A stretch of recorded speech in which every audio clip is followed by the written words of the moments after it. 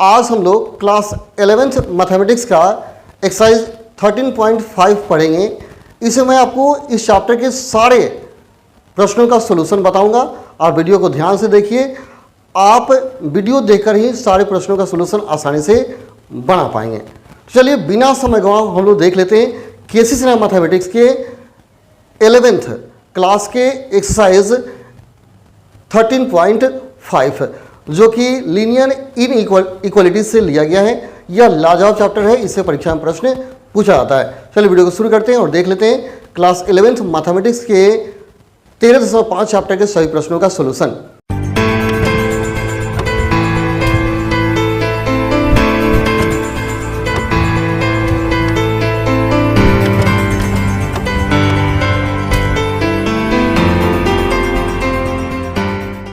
तो हम लोग शुरू करेंगे एक्सरसाइज 13.5। सबसे पहला क्वेश्चन है, एक बिजली मिस्त्री दो योजनाओं के अंतर्गत नीचे दिया गया भुगतान हो सकता है। एक बिजली मिस्त्री को दो योजनाओं के अंतर्गत नीचे दिया गया भुगतान हो सकता है। सबसे पहला क्वेश्चन है, मैं यहाँ लिख देता हूँ, एक बिजली मिस्त्री को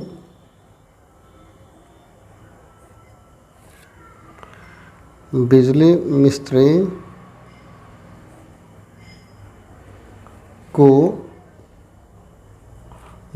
योजनाओं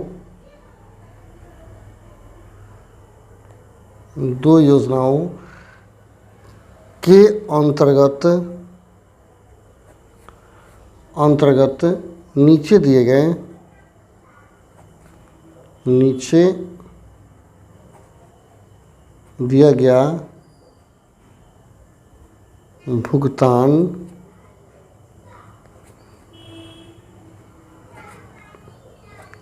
हो सकता है। पहला भुगतान दिया है 500 रुपये तथा 70 रुपये प्रति घंटा। 500 रुपया तथा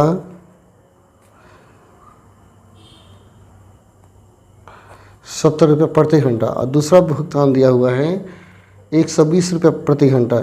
120 रुपया प्रति घंटा, ठीक है। यानी कि अब क्वेश्चन समझिए, एक बिजली मिस्त्री है जो वर्क करता है, उसका भुगतान दो शर्त में देना है। यानी पहले आप 500 रुपये दे दीजिए, इसके बाद प्रति घंटा आपको 70 रुपये देना होगा, या आप पर घंटा 120 रुपये दीजिए। कोई भुगतान आप दे सकते हैं, ठीक है। और कहता है यदि काम में 1 घंटा लगता हो तो x के किस मान के लिए योजना 1 अच्छा होगा और या योजना 2 अच्छा पारिश्रमिक देगा, यानी कौन बेहतर होगा। 1 घंटा काम लगता है। यहाँ देखिए सोल्यूशन जो बनाएंगे, यहाँ दिया गया है समय बराबर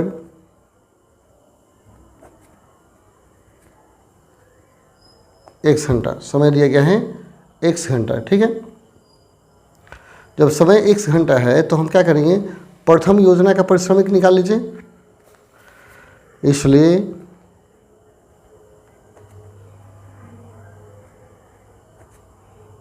योजना का पारिश्रमिक,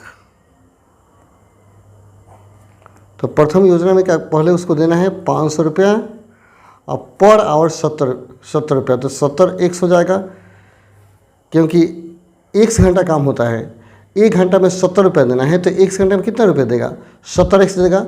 और पहले 500 रुपये, तो टोटल मजदूरी क्या हो, 500 प्लस 70x हो जाएगा। और दूसरे योजना में जब निकालेंगे, दूसरे योजना में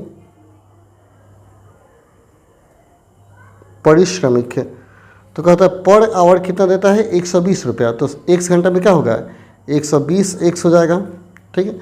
अब देखिए प्रथम योजना अच्छा कब कहलाएगा, जब उस व्यक्ति को प्रथम योजना में ज़्यादा पैसा मिले, ठीक है। तो यहाँ लिखिएगा प्रथम योजना अच्छा होगा, प्रथम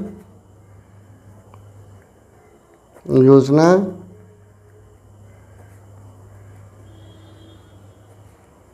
अच्छा होगा यदि 500 प्लस 70x का जो मान होगा दूसरे से क्या होगा, दूसरे योजना से बड़ा होगा, यानी ज़्यादा होगा।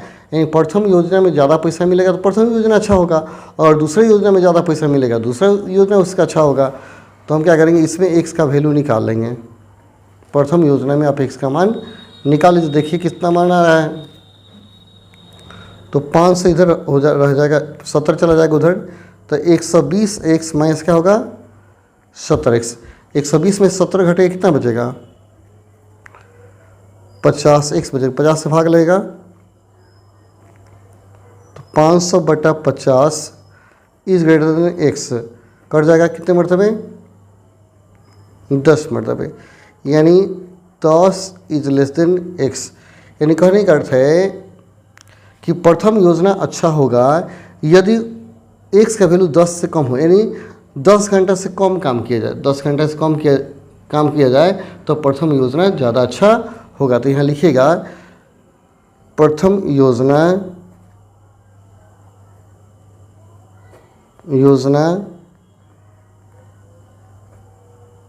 अच्छा होगा यदि 10 घंटा से कम काम किया जाए, 10 घंटा से कम काम किया जाए। दूसरा योजना में क्या होगा, हम यहाँ लेस देन का चिन्ह लगा देंगे, ठीक है। जैसे दूसरा योजना भी मैं बना देता हूँ, सेम यही होगा। आप क्या करेंगे, यहाँ सिर्फ दूसरा योजना अच्छा होगा यदि दूसरा में उसको ज़्यादा मजदूरी मिलेगा, तो यहाँ लेसन का चिन्ह होगा, मतलब 10 घंटा ज़्यादा काम करेगा तो दूसरा योजना अच्छा होगा। तो आप यहाँ डायरेक्ट लिख सकते हैं 2 में कर दीजिए, दूसरा योजना अच्छा होगा यदि 10 घंटा से अधिक काम हो। मैं 10 घंटा से कम काम होगा तो प्रथम योजना अच्छा होगा, 10 घंटा से अधिक काम होगा तो दूसरा योजना अच्छा होगा, ठीक है। क्वेश्चन नंबर 2 देखिए, 2 का 1 नंबर कहता है रवि ने पहले 2 एकक परीक्षा में 70 और 75 अंक प्राप्त किया। पहले 2 एकक परीक्षा में 70 और 75 अंक प्राप्त किया। वह न्यूनतम अंक ज्ञात कीजिए जिससे वह तीसरे परीक्षा में पाकर 60 अंक का न्यूनतम औसत प्राप्त कर सके। तो मान लेंगे तीसरा परीक्षा में, यहाँ लिखिएगा, माना कि तीसरा परीक्षा में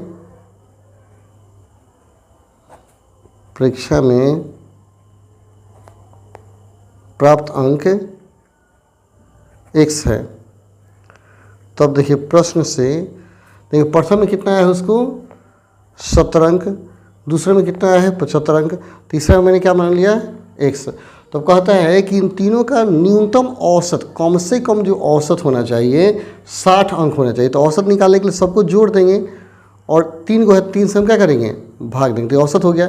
लेकिन यह इसका जो मान होना चाहिए कम से कम 60 है, यानी सबसे कम मिनिमम 60, यानी 60 से ज़्यादा हो सकता है लेकिन कम नहीं। तो ग्रेटर इक्वल टू कर देंगे, इसी को हल कर लेना है, इसी को हल करेंगे x का वैल्यू आपको प्राप्त हो जाएगा, ठीक है। न्यूनतम कह रहा है इस ग्रेटर देन, यानी इसका जो मान होगा कम से कम 60, इससे बड़ा हो सकता है, ठीक है।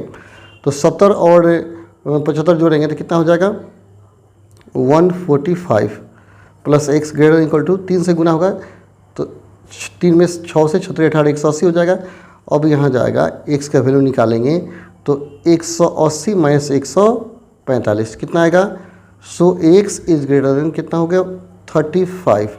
मतलब उसे तीसरे परीक्षा में 35, कम से कम 35 अंक लाना होगा, कम से कम 35 अंक, इससे ज़्यादा लाएगा तभी बेहतर होगा, यानी कम से कम 35 अंक।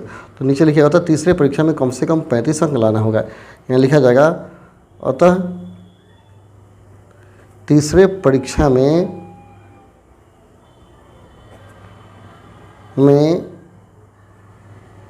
कम से कम 35 अंक लाना होगा, ठीक है। 2 का 2 देखिए, 2 का 2 कहता है कक्षा 11 के प्रथम सत्र और द्वितीय सत्र के परीक्षाओं में एक छात्र के प्राप्त अंक क्रमशः 62 और 48 है। मैंने दो परीक्षा में एगो में 62 अंक आया है, एगो में 48 अंक आया है। वह न्यूनतम अंक प्राप्त कीजिए जिससे वार्षिक परीक्षा में पाकर वह 60 अंक का न्यूनतम औसत प्राप्त कर सके। सेम ऐसा ही है, सेम ऐसा ही है। यहाँ मान लेंगे, यहाँ माना जाएगा, माना वार्षिक परीक्षा में प्राप्त अंक, सेम ऐसे ही क्वेश्चन, वार्षिक परीक्षा में प्राप्त अंक x है, ठीक है। अब देखिए प्रश्न से, प्रथम में कितना आता है 62, दूसरे में कितना आता है 48 और तीसरे में मैंने क्या मान लिया x। तीनों का औसत कह रहा है कि न्यूनतम कितना होना चाहिए 60। सेम वही क्वेश्चन दिया है, जैसा क्वेश्चन था वैसा ही सेम बनेगा। तो देखिए भाई बना भी देता हूँ, इसको जोड़ देंगे कितना हो जाएगा 0, 8 10 1 और 10 11 110 हो जाएगा, आप प्लस x 4 8 180 हो जाएगा, 110 जाके सब्सट्रैक्ट हो जाएगा। तो x greater than equal to क्या हो गया 180 में से 110 गया 17 अंक। मैंने कम से कम 17 अंक लाना होगा, यानी न्यूनतम 17 अंक लाना होगा, अंक लाना होगा, ठीक है। सिंपल क्वेश्चन है, काफ़ी आसान क्वेश्चन दिया गया है। औसत निकालने का मतलब क्या है, सबको जोड़कर जितना दिया गया है उतना से आप डिवाइड कर दीजिए। तीसरा क्वेश्चन देखिए, क्वेश्चन नंबर 3 आप देख लीजिए। 3 भी ऐसा ही क्वेश्चन है, लेकिन मैं बनाता हूँ। 3 दिया गया है, किसी पाठ्यक्रम में ग्रेड ई पाने के लिए एक व्यक्ति को सभी 5 परीक्षाओं में 90 अंक या अधिक अंक का औसत प्राप्त करना चाहिए। कम से कम 90 या उससे ज़्यादा प्राप्त करना चाहिए कह रहा है। यदि सुनीता के प्रथम 4 परीक्षाओं में प्राप्त अंक 87, 92, 94 और 95 हो तो वह न्यूनतम अंक ज्ञात कीजिए जिसे 5वें परीक्षा में प्राप्त करके सुनीता उस पाठ्यक्रम में ए ग्रेड प्राप्त कर सके। तो मान लेंगे कि 5वें परीक्षा में प्राप्त अंक x है। यहाँ माना जाएगा, माना 5वां परीक्षा में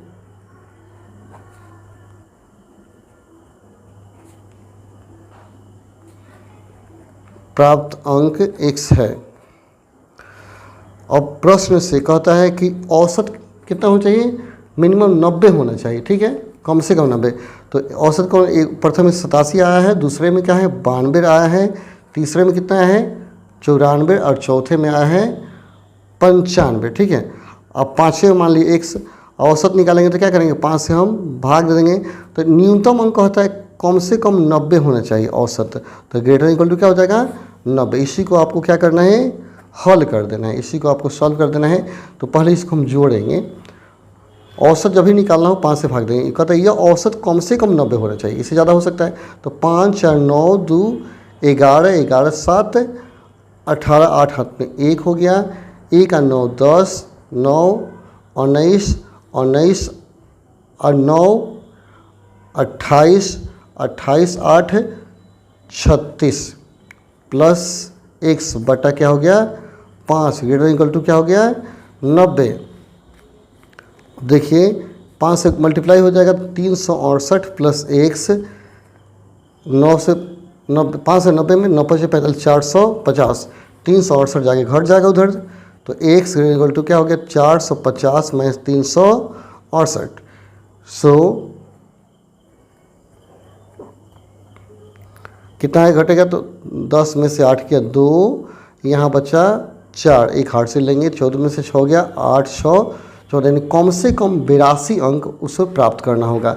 न्यूनतम 82, यहाँ लिखिएगा न्यूनतम 82 अंक लाना होगा, इससे ज़्यादा आ सकता है बेटर होगा, ठीक है। चौथा क्वेश्चन देखिए, चौथा थोड़ा सा खास क्वेश्चन है, इसको ध्यान से देखिएगा। कहता है कि 45% अम्ल के 1125 लीटर विलियन में कितना पानी मिलाया जाए कि परिणामी मिश्रण में अम्ल 25% अधिक परंतु 30% से कम हो। अम्ल 25% से कहता है अधिक, लेकिन 30% से कम हो। फिर से ध्यान से देखिए, क्वेश्चन दिया 45% अम्ल के 1125 लीटर विलयन में कितनी पानी मिलाया जाए कि परिणामी मिश्रण में 25% से अधिक अम्ल 25% अधिक और 30% से कम हो। अब देखिए इसको हम लोग सॉल्व करते हैं। विलयन कितना दिया है, विलयन आप लिखिएगा, विलयन बराबर 1125 लीटर दिया गया, ठीक है, ध्यान से देखिएगा। अब इसमें कह रहा है अम्ल की मात्रा निकाल लीजिए, इसमें अम्ल की मात्रा निकाल लेते हैं। 1125 में कितना अम्ल है, ठीक है, तो 45% इसमें कह रहा है 45% अम्ल है। अम्ल बराबर 1125 का 45, तो 1125 गुना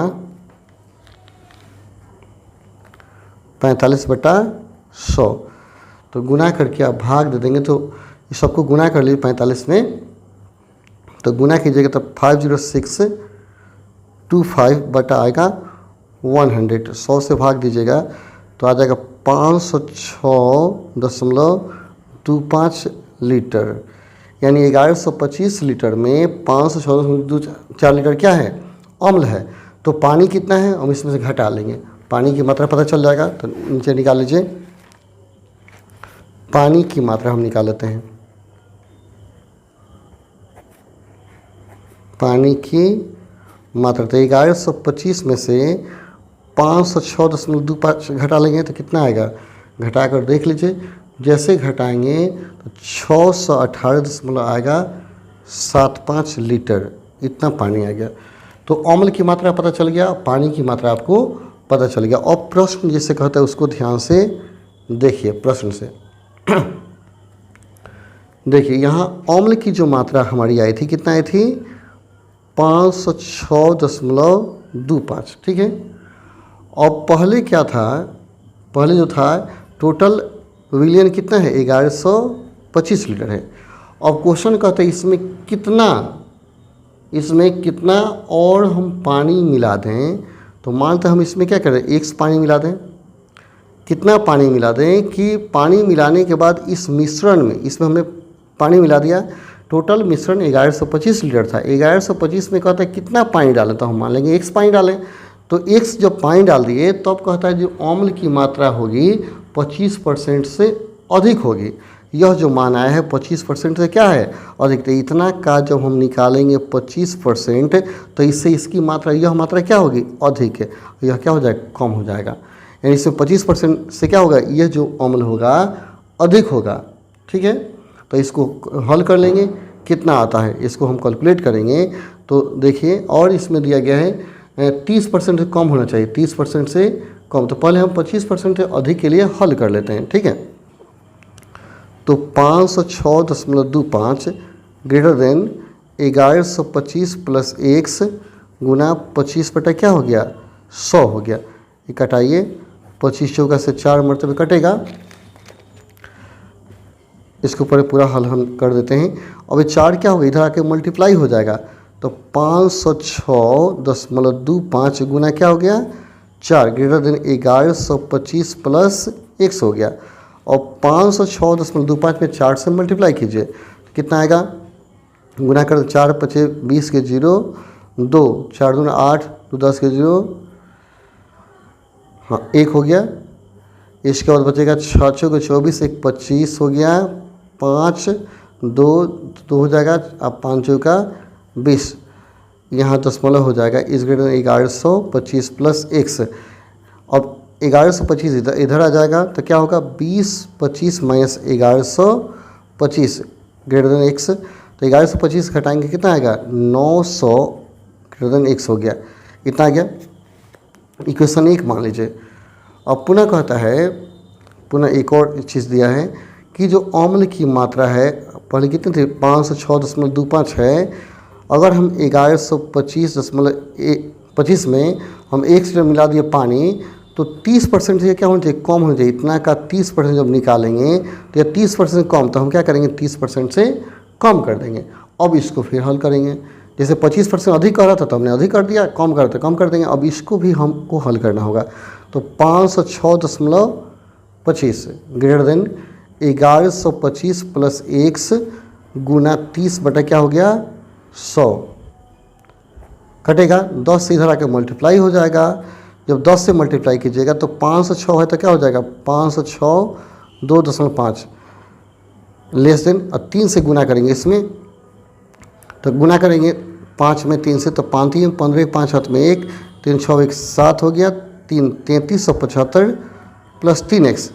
अब 3375 आके इसमें से घटेगा तो 50,62 में से 33 से घटाएंगे, इसको लिख देते हैं 5,62.5 minus 3375 is less than 3x। घटा लीजिए, इसमें से घटाइएगा तो कितना आएगा आपका, घटाएंगे कहीं अलग भी घटा कर देख लीजिए जब दिक्कत है। तो यहाँ देखिए 0.5 तो अपने स्थान पर रहेगा।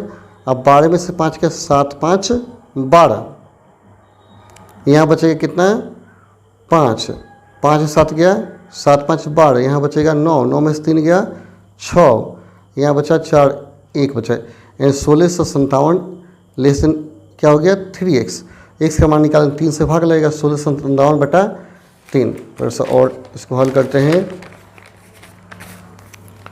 इसलिए हो गया 1657.5 बटा 3 लेस देन x हो गया। और 1657 में क्या कीजिए 0.3 में 5 से भाग दीजिए, जैसे 5 से भाग देंगे तो आपका आएगा, इसलिए 562.5 इज लेस देन x, समीकरण 2 आ गया। यानी 562.5 से x बड़ा होगा और 900 से क्या था छोटा, तो यहाँ लिखिएगा समीकरण 1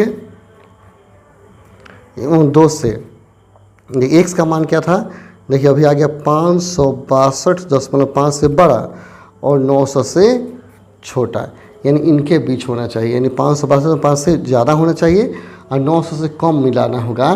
तो यही आपका आंसर हो गया, ठीक है। यानी इनके बीच पानी मिलाएंगे, 562.5 लीटर से अधिक पानी मिलाना होगा और 900 लीटर से कम पानी मिलाइएगा तो आपको प्राप्त हो जाएगा दिया गया मिश्रण, ठीक है। अच्छा से देखते जाइए, अब सारे क्वेश्चन को आसानी से हल कर पाएंगे।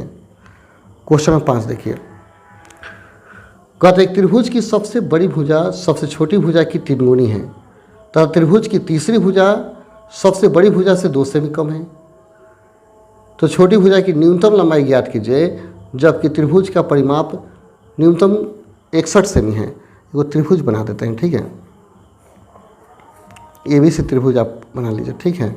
तब क्वेश्चन पढ़िए, कहा त्रिभुज की सबसे बड़ी भुजा सबसे छोटी भुजा की 3 गुनी है, तो बड़ी भुजा मान लेते ये है और छोटी भुजा ये है, तो बड़ी भुजा 3 गुनी है 3x हो जाएगा। तो तीसरी भुजा सबसे बड़ी भुजा से 2 से भी कम है, इससे कम है, यह तीसरी भुजा 3x बने क्या हो गया 2, यानी त्रिभुज की सबसे बड़ी भुजा सबसे छोटी की 3 गुनी है, छोटी x मानेंगे तो ये 3 गुनी हो जाएगा बड़ी भुजा, और तीसरी भुजा सबसे बड़ी भुजा से 2 से भी कम, तो बड़ी भुजा 2 से भी कम हो गया 3x - 2 है, और छोटी भुजा की न्यूनतम लंबाई ज्ञात कीजिए, जबकि त्रिभुज का परिमाप न्यूनतम 61 है, इसका परिमाप 61 दिया, तो यहाँ पर मान लीजिएगा, माना सबसे छोटी भुजा बराबर x, इसलिए बड़ी भुजा क्या हो जाएगा 3x, तीसरी भुजा मान लीजिए, तीसरी भुजा क्या हो जाएगा 3x - 2। प्रश्न से परिमिति क्या होता है, तीनों भुजाओं का योग, परिमिति तो क्या होगा 3x और फिर 3x - 2 है, आएगो x, तीनों ये परिमिति हो गया। तो परिमिति को होता है न्यूनतम 61 है, मिनिमम क्या होना चाहिए 61 होना चाहिए। इसको हल कर लीजिए, 3 3 6 1 7 x - 2 लेस देन 61, 2 जाके जुड़ जाएगा उधर, तो 7x लेस देन क्या हो गया 63 हो गया, इसलिए x लेस देन 9, यानी x का मान सबसे छोटी भुजा का मान क्या होगा 9 से बड़ा होना चाहिए, न्यूनतम 9 से बड़ा होना चाहिए, ठीक है। यही आपका आंसर होगा। न्यूनतम लंबाई छोटी भुजा की 9 सेम। ठीक है। क्वेश्चन 6 है 10 से कम क्रमागत विषम संख्याओं के ऐसे सभी युग्म ज्ञात कीजिए जिनके योगफल 11 से अधिक हों। तो मान लेंगे 10 से कम विषम संख्याओं का युग्म x एवं x प्लस 2 है। ठीक है। तो प्रश्न से 10 से कम कहता है, 10 से कम, तो x इज लेस देन क्या हो गया 10 हो गया। एंड और दे रहा है योगफल कहता है 11 से अधिक हो, योगफल 11 से अधिक, x और x प्लस 2 का जो योग हम निकालेंगे ग्रेटर देन होना चाहिए 11। ठीक है। इसको थोड़ा सा हल कर लेते हैं। तो होगा 2x हो जाएगा 11, 2 में से जाएगा 2 जाके 11 में से घटेगा तो क्या बचेगा 9। सो x इज ग्रेटर देन 9/2 अर्थात x is greater than 4.5। From equation 2 मान लेंगे, लिखेंगे समीकरण 2 और 1 और 2 से, समीकरण 1 एवं 2 से। तो यानी 4.5 से क्या होना चाहिए, x का मान बड़ा होना चाहिए और 10 से छोटा होना चाहिए। ठीक है। देख लीजिए, एक में 10 से छोटा कहता है और 4.5 से बड़ा कहता है। तो 4.5 से बड़ा विषम संख्या क्या होगा, 5 होगा, 7 होगा, 9 होगा। इसलिए विषम संख्या आपका हो जाएगा 5, 7, 9। और युग्म जोड़ा रखिएगा तो युग्म क्या हो जाएगा 5, 7 लिख सकते हैं और 7, 9 लिख सकते हैं। ये हो जाएगा आंसर। ठीक है। नेक्स्ट क्वेश्चन देख लीजिए, क्वेश्चन नंबर 7। ठीक है। 7 कह रहा है क्रमागत विषम संख्याओं के ऐसे सभी युग्म ज्ञात कीजिए जिनमें दोनों संख्याएं 10 से बड़ी हो और उनका योगफल 40 से कम। सेम वैसे ही है। मान लेंगे क्रमागत विषम संख्या x एवं x प्लस 2 है और प्रश्न से कहता है संख्या क्या 10 से बड़ी होनी चाहिए। सो x इज ग्रेटर देन 10 हो गया, 10 से बड़ी होनी चाहिए। और कहता है इसका योगफल जो है 40 से कम होना चाहिए, यानी x और x प्लस 2 को जब जोड़ देंगे तो 40 से कम लेस देन 40 हो जाएगा। 2 जाकर सब्सट्रैक्ट हो जाएगा तो 2x लेस देन 40 में 2 गया क्या बचेगा 38, 2 से डिवाइड होगा तो x इज लेस देन 19 दूना 38, समीकरण 2 हो गया। 1 और 2 से जब देखेंगे ध्यान से तो x का मान 10 से बड़ा और 19 से छोटा होगा। तो लिखिए समीकरण 1 और 2 से लिखिएगा 1 एवं 2 से x का मान क्या होगा 10 से बड़ा होगा और 19 से छोटा होगा। तो 10 से बड़ा विषम संख्या क्या होगा 11, 13, 15, 17। इसलिए विषम संख्या 11, 13, 15, 17 युग्म कहेगा जोड़ा बना लगेगा 11, 13, 13, 15, 15, 17 युग्म जब चाहिए आपको, इसलिए युग्म लिखिएगा 11, 13, 13, 15 एंड हो जाएगा 15, 17, 19 भी अगर, क्योंकि 20 से 40 छोटा कहता है तो 19 भी हम शामिल कर सकते हैं। ठीक है। तो इक्वल टू कर दीजिए तो 17, 19 भी शामिल आपका हो जाएगा, क्योंकि दोनों का योगफल कहते हैं 40 से कम, तो 19 रखेंगे 40 से कम ही आएगा। ठीक है। क्वेश्चन नंबर 8 देखिए क्रमागत सम संख्याओं के ऐसे सभी युग्म ज्ञात कीजिए जिनमें प्रत्येक 5 से बड़ा हो। इसमें सम संख्या कहता है। तो मान लेंगे माना क्रमागत सम संख्या x एवं x प्लस 2 है। लिखिएगा प्रश्न से कहता है 5 से बड़ा, x का मान क्या होगा ग्रेटर देन 5 होना चाहिए और दिया गया है इनका योगफल 23 से कम, x और x प्लस 2 का जो योगफल होना चाहिए 23 से कम होना चाहिए। तो इसको क्या कीजिए बनाइए 2x लेस देन 2 जाएगा घटेगा तो 21 हो जाएगा। तो x लेस देन 21/2 यानी x का जो वैल्यू होगा 10.5, समीकरण 2 हो गया। और समीकरण 1 और 2 से लिखिए समीकरण 1 एवं 2 से x का जो मान होगा 5 से बड़ा कह रहा है और 10.5 से छोटा, तो क्या होगा सम संख्या 5 से बड़ा और 10.5 से छोटा, तो क्या होगा 6, 8, 10। ठीक है, 6, 8 और 10 होगा, इसलिए सम संख्या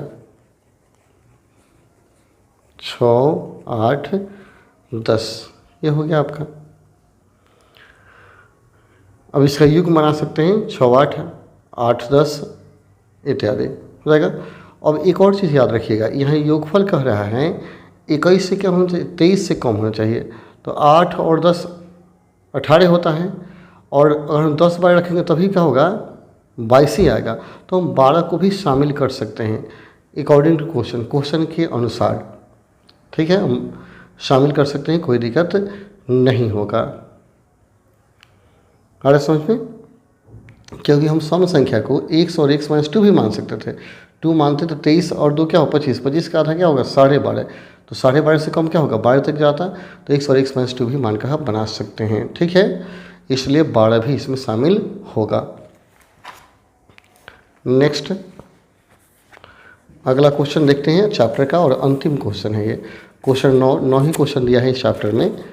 क्वेश्चन 9 देखिए, कहता है किसी प्रयोग में नमक के अम्ल के 1 विलियन का तापमान 30 डिग्री सेल्सियस और 35 डिग्री सेल्सियस के बीच ही रखना है। फ़ारेनहाइट पैमाने पर तापमान का परिसर ज्ञात कीजिए। तो यहाँ दिया गया है, लिखिएगा, दिया गया है एक फॉर्मूला दिया गया है, और C का मान दिया है C1 = दिया गया है 30 डिग्री सेल्सियस एक दिया गया है, एंड C2 = दिया गया है 35 डिग्री सेल्सियस। ठीक है, और एक फार्मूला दिया गया उसको हल कर लेना है। C = 5/9 F - 32। इससे आपको F का वैल्यू निकालना है। तो 9C = 5F - 5 से गुना कर देंगे 32 में, 5 दूनी 10, 0 1, 15 1 16, 160 हो जाएगा। और थोड़ा सा इसको हल करेंगे तो 9C + 160 = 5F हो जाएगा। इसलिए जब F का वैल्यू निकालिएगा तो 9C + 160 बटा 5 हो जाएगा। ठीक है, अब यहाँ C का मान एक बार रखेंगे 30, एक बार रखेंगे 35। यहाँ लिखिएगा जब C = 30 तो F का मान क्या हो जाएगा 9 × 30 + 160 बटा 5। ठीक है, तो गुना करेंगे तो आपका आ जाएगा, यहाँ 5 से डिवाइड कर दीजिए सबसे बेटे, या ऊपर से 5 कॉमन ले लीजिए, आसान होगा। तो 9 × 6 और 5 करेंगे, 5 दूनी 10, 5 3 15, अब 32 आ जाएगा बटा 5, 5 से 5 कट जाएगा। तो 9 6 क्या हो गया 50, 4 54 + 32 जोड़ दीजिए, 4 2 6 और 5 3 8, 86 डिग्री फ़ारेनहाइट हो जाएगा। वहीं उसी तरह दिया है, जब C का मान दिया गया है, जब C = 35 तो F का मान क्या हो जाएगा 9 × 35 + 160 बटा 5। सेम पहले की तरह 5 से डिवाइड करेंगे तो 5 7 35 और 32 हो जाएगा। 9 7 63 + 32 जोड़ेंगे, 3 2 5 और 6 3 और 95 डिग्री फ़ारेनहाइट। 2 हो गया, एगो 86 डिग्री फ़ारेनहाइट, एक हो गया 95 डिग्री फ़ारेनहाइट। तो ये 2 वैल्यू आपका हो गया 86 और 95। तो इस चैप्टर के सारे प्रश्न यहाँ खत्म हो जाते हैं। तो चलिए रहने देते हैं आज के लिए इतना ही, फिर मिलते हैं अगले वीडियो में। तब तक के लिए धन्यवाद। जय हिंद, जय भारत, जय मेरे प्रिय छात्रों।